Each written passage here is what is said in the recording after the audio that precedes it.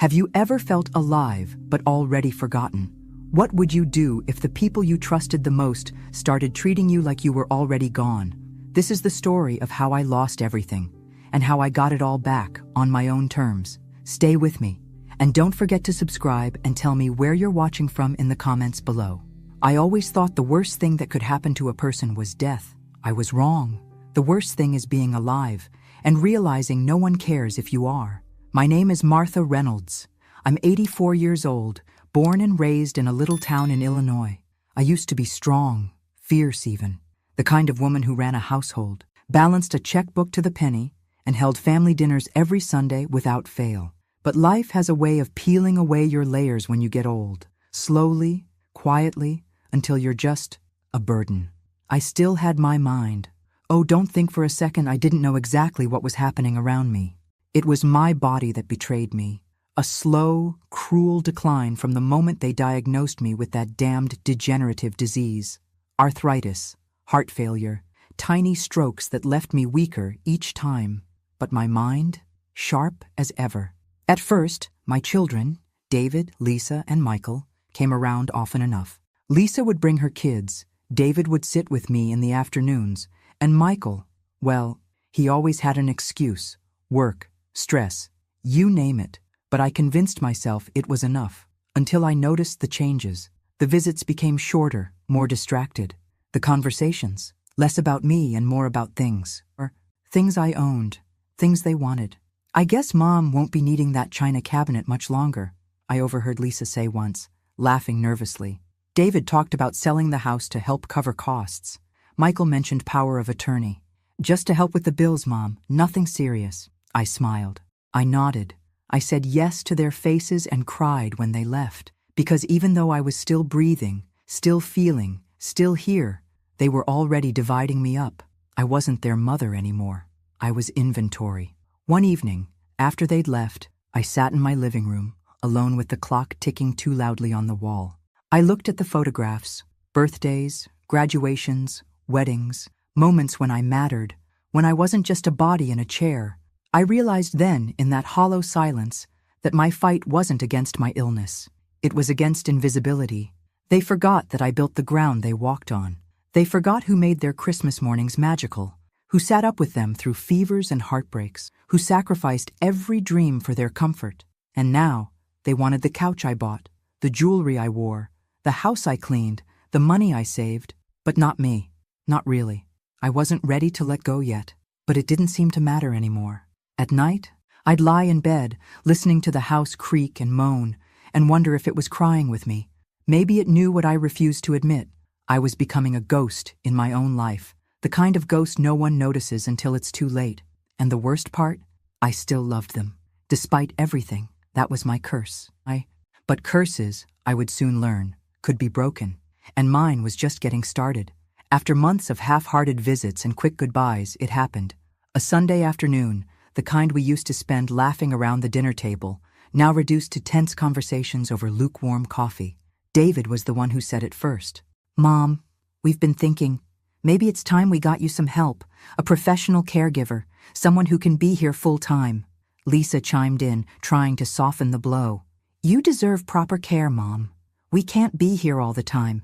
You know how busy things have been lately. Busy. Always so busy. Too busy to sit with me. Too busy to listen. Michael just nodded, staring at his phone, barely pretending to care. I sat there, nodding along like a good little patient, as if I had any say. Inside, I felt something crack, but I was tired. Tired of fighting battles no one else even saw. Whatever you think is best, I said. My voice barely more than a whisper. They smiled, relieved. David patted my hand like I was some worn-out pet. Lisa started scrolling through her phone immediately, listing agencies and reviews. Michael said something about splitting the cost. They spoke around me, over me, but never to me. I wasn't their mother anymore. I was their responsibility.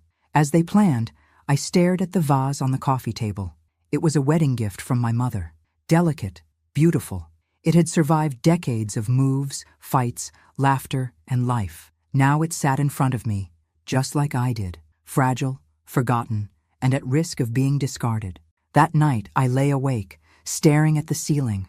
I thought about my husband, Jack. God, how I missed him. He would have known what to do.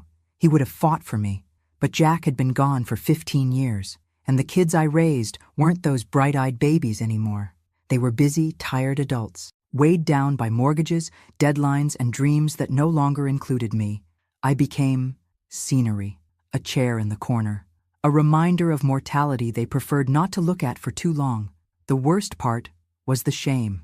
I hated myself for needing them, for wishing they'd stay just a little longer, for hoping, foolishly, that maybe today would be different. It never was. And then, one Thursday morning, I heard Lisa on the phone. "Claire will be starting next week," she said, her voice tight and efficient.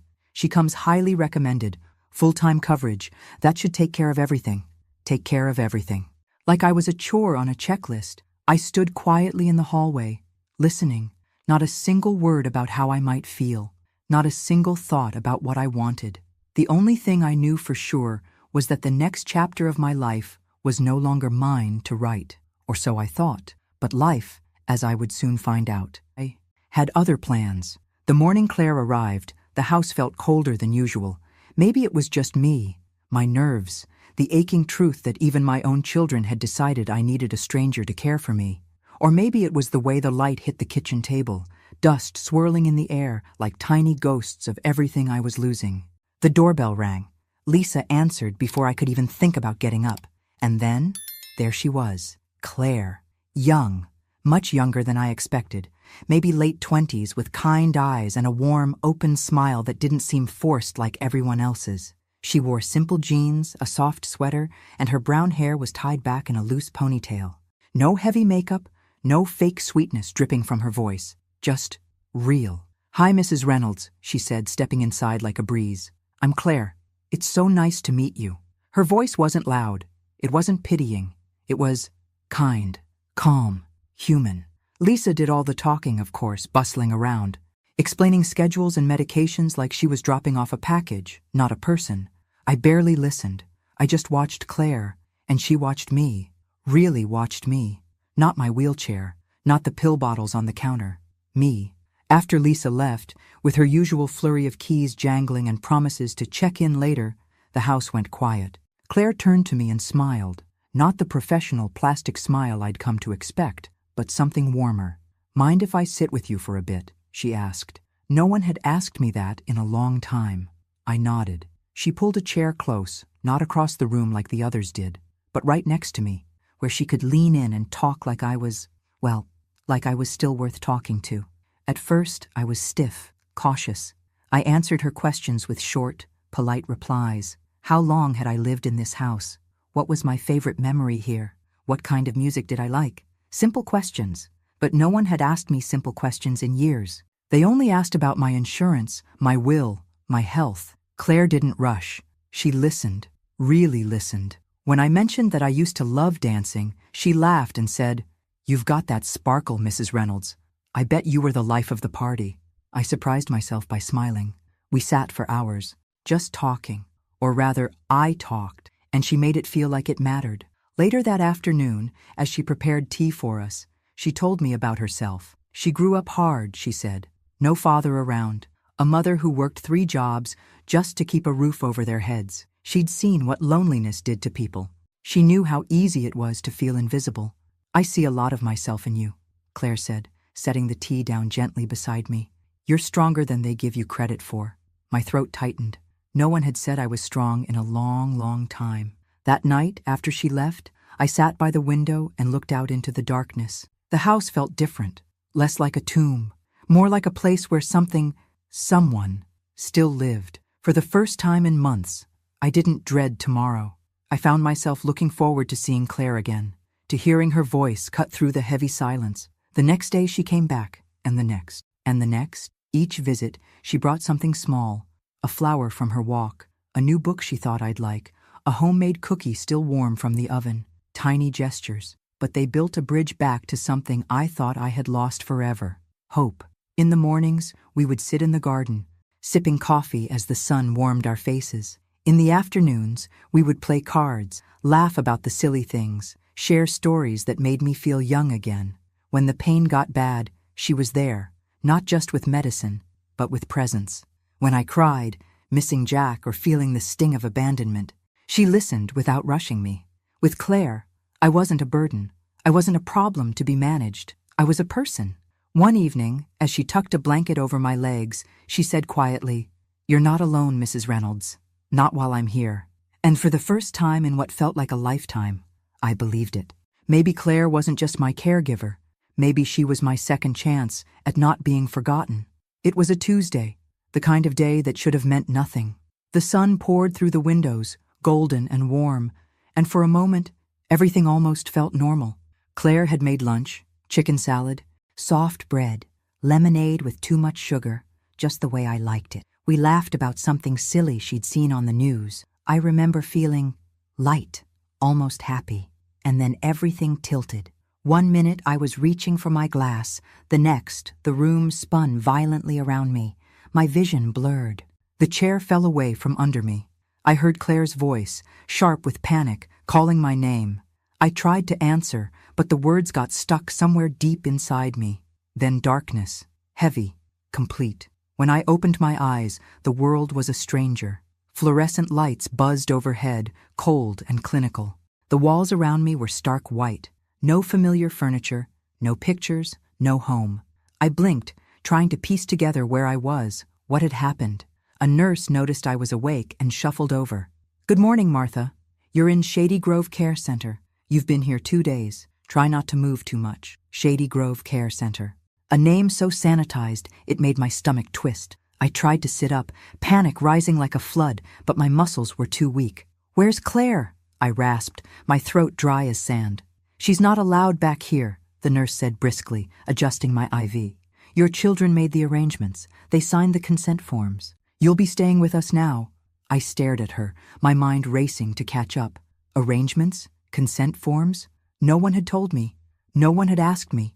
I wanted to scream, but the sound died in my chest. When the nurse left, I scanned the room. No phone, no personal belongings. My purse, my cell phone, gone. Cut off, isolated. They didn't just move me, they erased me. Hours blurred into days. The food was tasteless, a mushy parade of beige. The nurses were polite but distant, mechanical in their kindness. No visitors, no calls, not even a single text from David, Lisa, or Michael. I had become what they always saw me as, a problem tucked neatly away. At night, the cries of other forgotten souls echoed down the sterile halls, old men shouting for wives long dead, women sobbing into threadbare pillows. It was a graveyard where the bodies still breathed. I pressed my hand against the cold metal of the bed rail and made myself a promise. I would not die here. I would not let them bury me alive.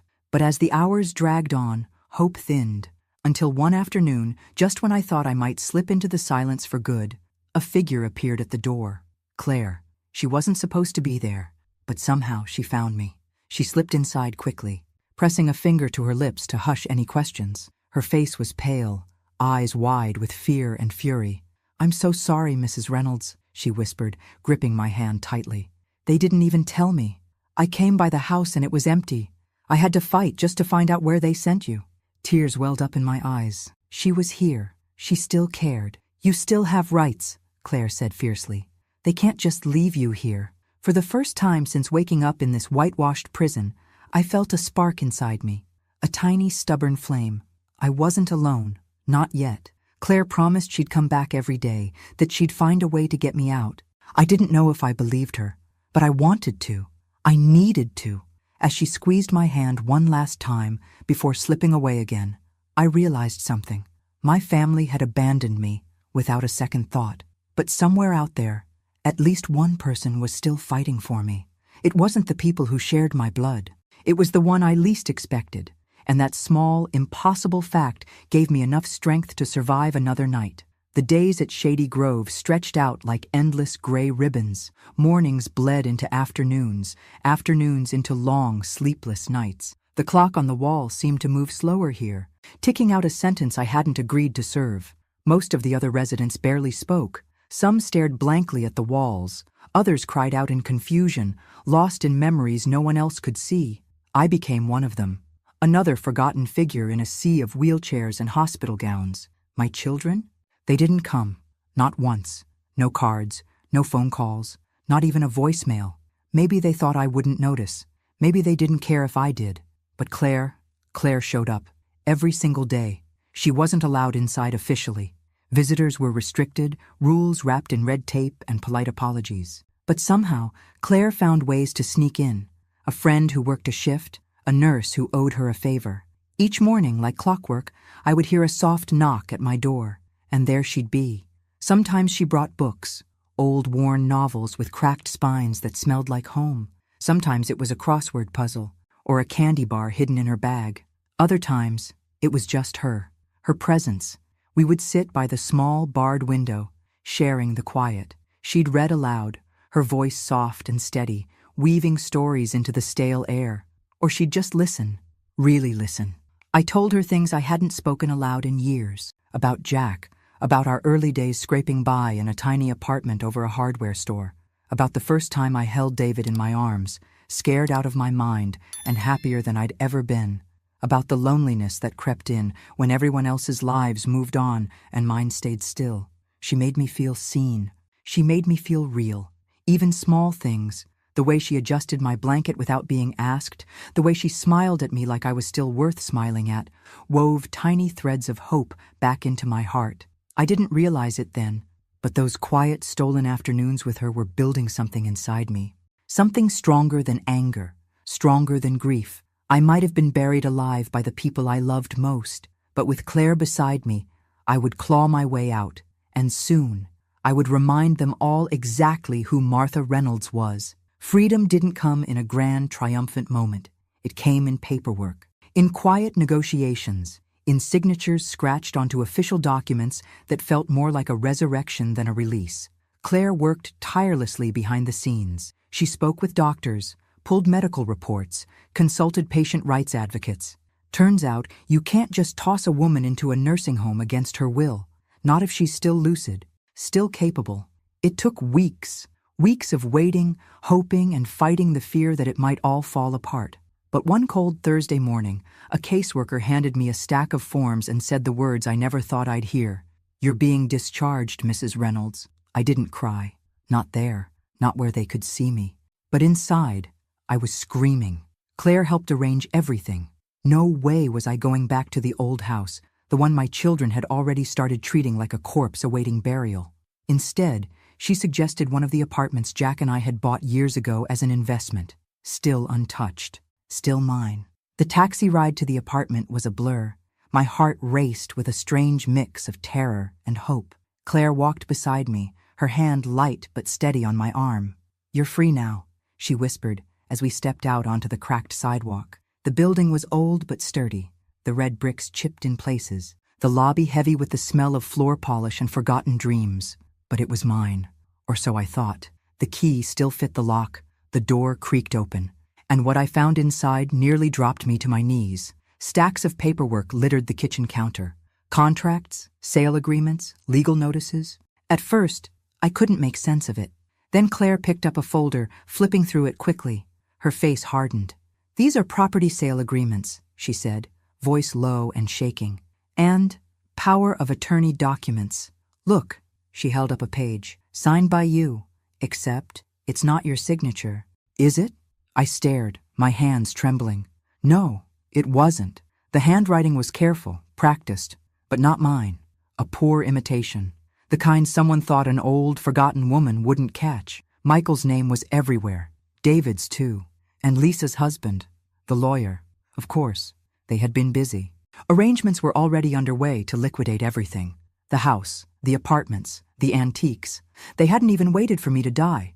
They had buried me on paper, declared me dead with ink and lies. My legs gave out, and Claire caught me, helping me to the worn armchair by the window. The same kind of window I used to watch them leave from, back when I still believed they loved me. It all made sense now.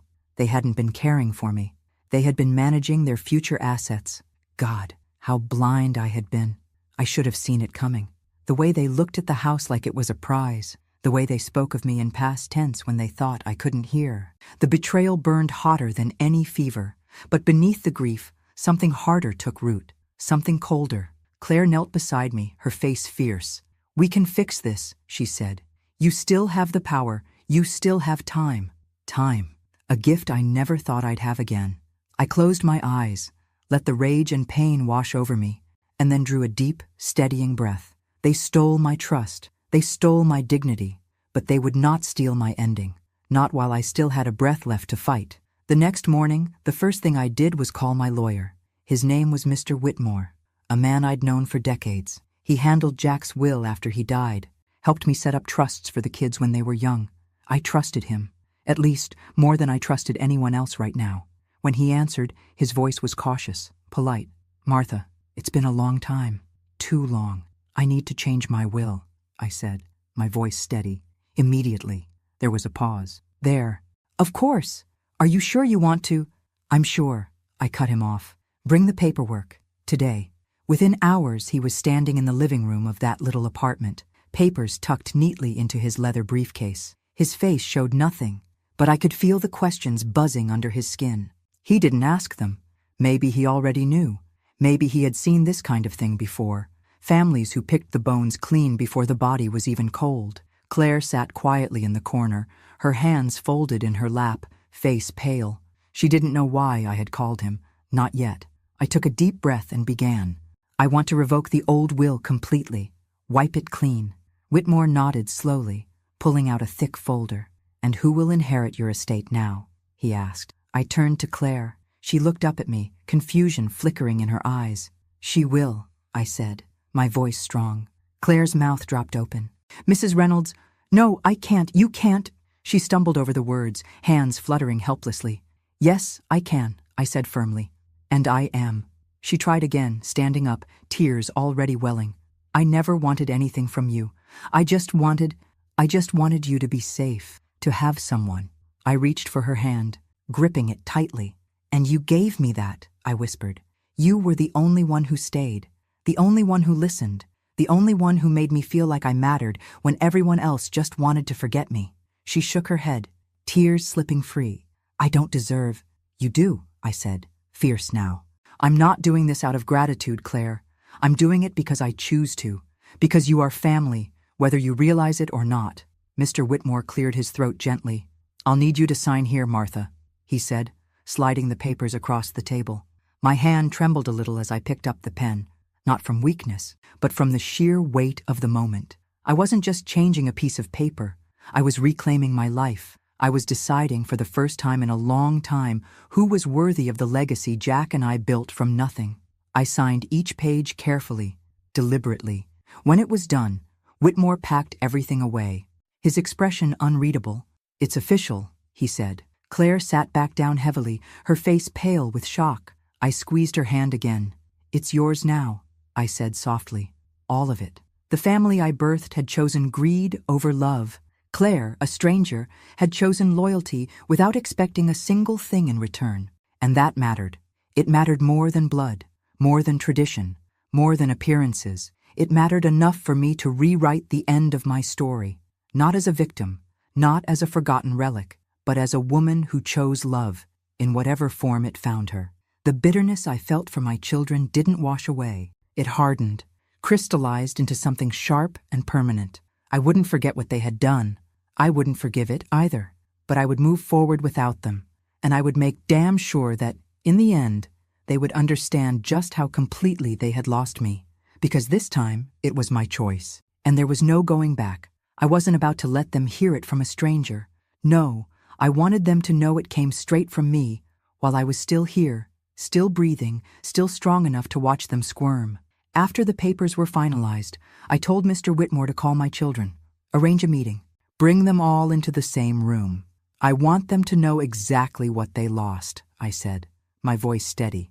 "I want them to hear it while they can still look me in the eyes." He hesitated, but only for a moment. Then he nodded. The meeting was set for Saturday. The apartment buzzed with a kind of electric dread that morning. Claire sat beside me on the worn couch, her hands folded tightly, offering silent support. I wasn't scared. I was ready. For the first time in years, I would be the one holding the power. They arrived one by one. David first, looking harried and self-important in his suit. Lisa next, dragging along her husband, who carried a leather folder like a shield. And then Michael, 30 minutes late, sunglasses still perched on his head like he was doing me a favor just by showing up. They filed into the room, fake smiles plastered on their faces, the tension thick enough to choke on. Mr. Whitmore stood quietly by the window, waiting for my signal. I didn't bother with pleasantries. "Let's get to it," I said. David cleared his throat, trying to set the tone. "We're just concerned, Mom. About your well-being." Lisa jumped in, voice syrupy sweet. "We heard you made some changes, maybe without fully understanding the implications." Michael crossed his arms, looking bored already.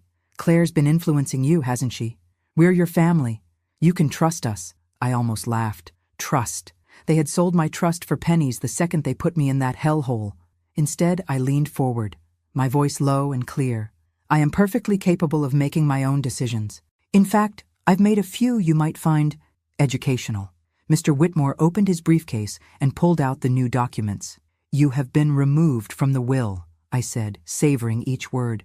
"Completely, entirely, irrevocably." They froze, disbelief and outrage twisting their faces into masks I barely recognized. Lisa found her voice first, shrill and cracking. "You can't do that! We're your children! We have a right!" "You had a responsibility," I snapped, cutting her off. "And you failed." David stepped forward, palms up like he was reasoning with a lunatic. "Mom, come on. We did what we thought was best. You weren't safe at home." I met his eyes, letting him see every ounce of the betrayal I carried. "You sold my home. You stole my name. You decided I was dead before I ever stopped breathing." Michael snorted. "She's manipulating you. She's after your money." Claire stood up then, quiet but firm. "I never asked for a dime. I was here when you weren't. That's the difference." Lisa's husband tried to intervene, talking about contesting the will, guardianship proceedings, mental competency evaluations. I smiled coldly. "I've had full psychiatric clearance, medical reports, legal validation. You'll lose, and you'll lose, publicly." The room went silent. The realization hit them like a physical blow. There was nothing they could do. No tricks, no bargaining, no redemption. They had gambled, and they lost. I stood slowly, my body aching but my spirit sharp as a knife. "You spent years carving me up like a turkey at Thanksgiving," I said. "You couldn't even wait until I was cold. Now you get nothing. No second chances, no deathbed confessions, no closure." David looked like he might cry. Lisa opened her mouth, then closed it again. Good. I wanted them to feel it. Every ounce of the pain, the abandonment, the betrayal. "You made your choices," I said, my voice cutting through the heavy silence. "And I've made mine." I turned to Claire, who stood quietly, tears glistening in her eyes. "This is my family now." Without another word, I pointed to the door. "Get out." They hesitated, stunned into silence, but when I didn't move, didn't flinch, they shuffled toward the exit. No hugs, no apologies, no last desperate pleas, just the sound of the door clicking shut behind them. I sank back onto the couch, feeling a bone-deep exhaustion, but also something else, freedom. I had spent so many years swallowing my pain, minimizing my hurt, pretending everything was fine. No more. They chose greed. I chose dignity. Claire sat beside me, taking my hand in hers. We didn't say anything. We didn't have to. For the first time in a long time, I wasn't holding on to memories of a family that didn't exist anymore. I was holding on to the future I chose, on my terms. A few days later, I began to feel weaker and my health started to decline. At first, I thought it was just the stress, the arguments, the betrayal, the endless legal meetings. It would wear anyone down, especially someone my age. The headaches started first, then the dizziness, nausea that came in violent waves, a bone-deep fatigue that no amount of rest could shake. Claire noticed, of course. She was always watching, always hovering with a glass of water and that same patient smile. "Here, Mrs. Reynolds, take your medication. It'll help." I trusted her. God help me, I trusted her more than I trusted anyone. So I took the pills she handed me, morning and night, without thinking twice. And every day, I got worse. It didn't make sense. The doctors at Shady Grove had said my condition was stable, that with proper care, I might even regain some of my strength. Instead, I was slipping back into that same helplessness I had fought so hard to escape. Something didn't add up.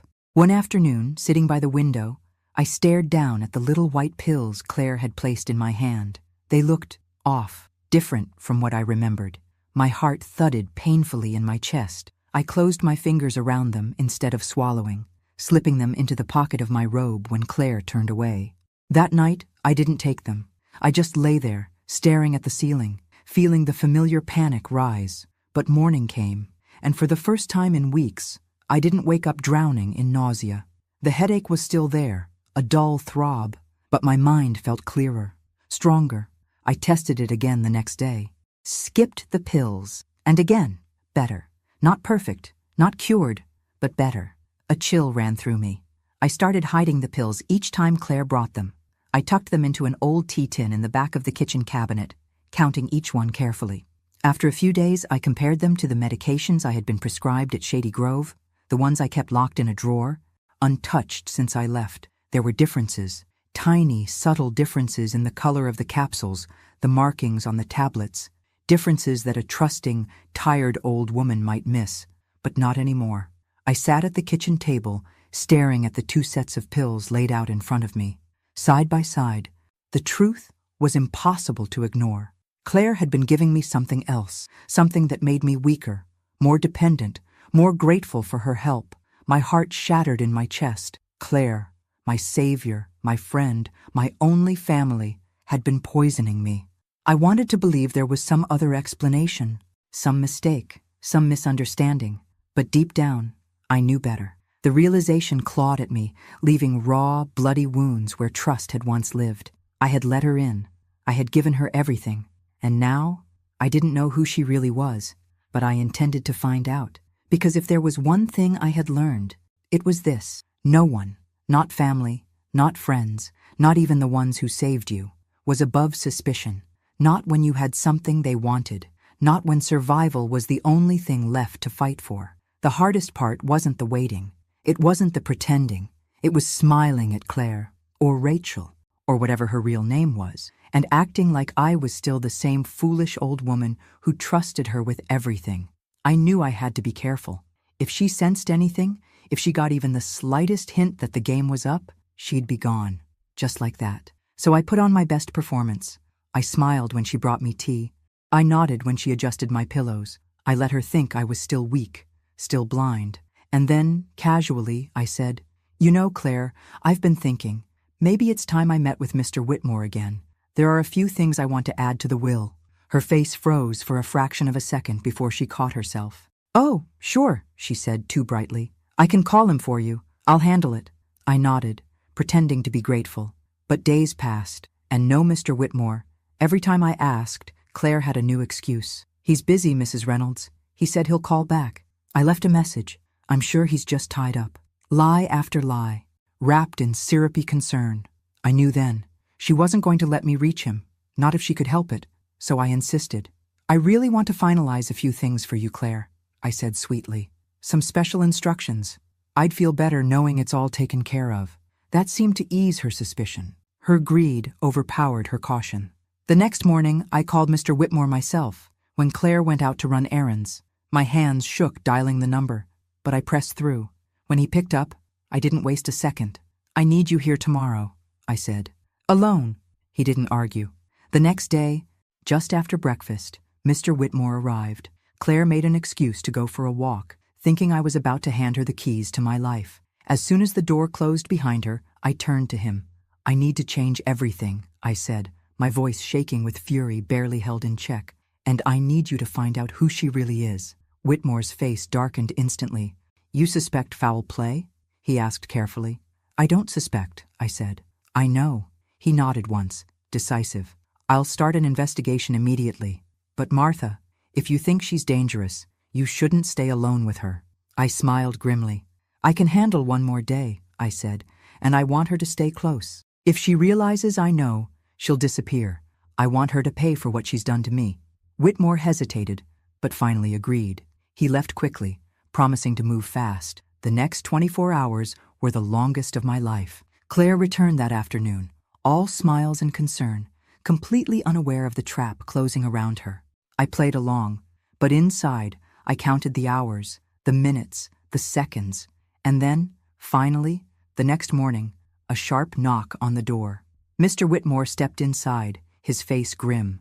Claire was in the kitchen, humming, oblivious. He handed me a single sheet of paper. I read it once, twice, my hands clenched around the edges. Claire wasn't Claire at all. Her real name was Rachel Jennings, a con artist with a long, ugly history of targeting elderly people, lonely, vulnerable souls like me.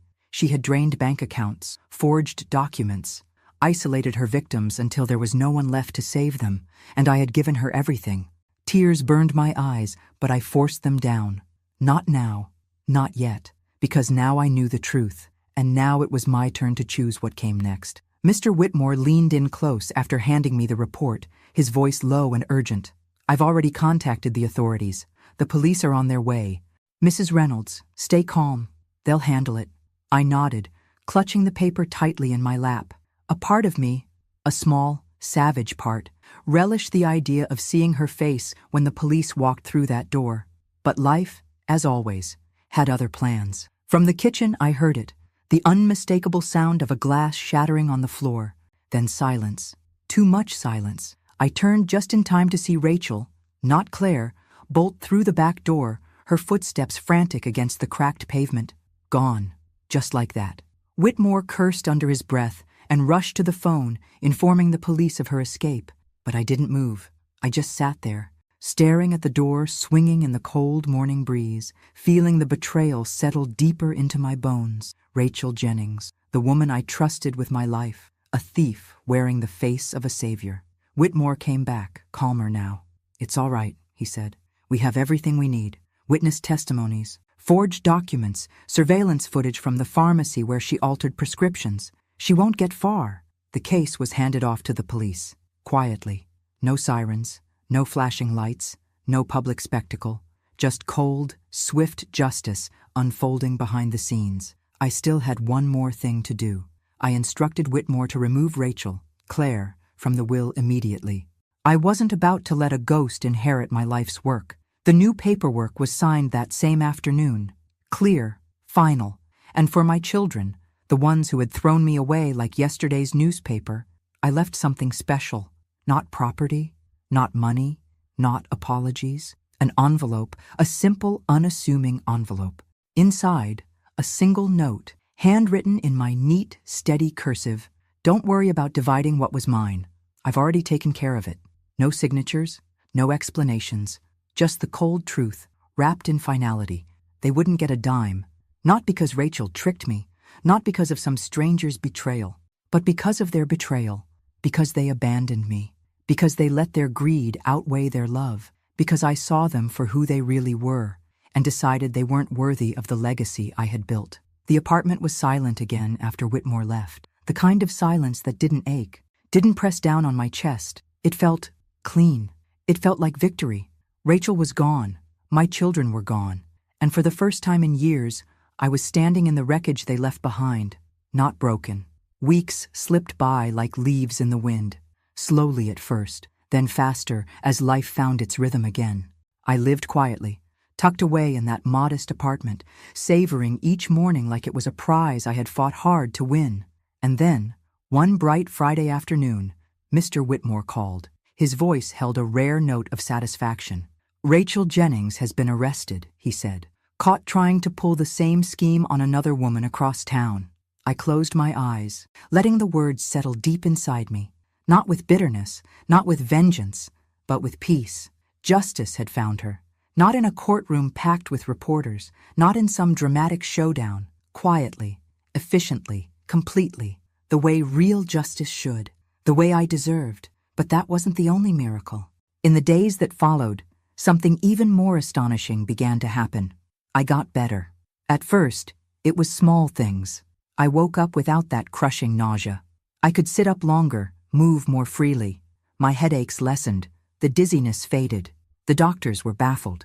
With the right medication, the real medication, with decent meals, real rest, and a life no longer poisoned by fear and betrayal, my condition stabilized. Stress can do more damage than we realize, the doctor said with a small, sheepish smile. But you, Mrs. Reynolds, you're tougher than most. Damn right, I thought. Within a few weeks, I was walking again. Slowly, carefully, but walking. I made my own coffee in the mornings, watered my plants, paid my bills, little victories that tasted sweeter than any grand celebration. I wasn't the frail, forgotten woman they had all left behind. I was Martha Reynolds, and I was still here, living, choosing, deciding, commanding. As for the inheritance, the fortune they once fought over like rabid dogs, it wouldn't go to children who measured my worth in dollars. It wouldn't go to a liar who wore kindness like a mask.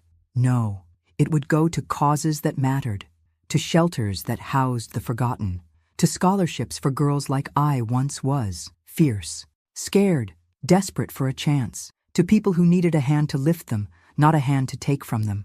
I sat one evening by the window, watching the sun dip low over the city. The streets below buzzed with life, messy, loud, imperfect, just like me.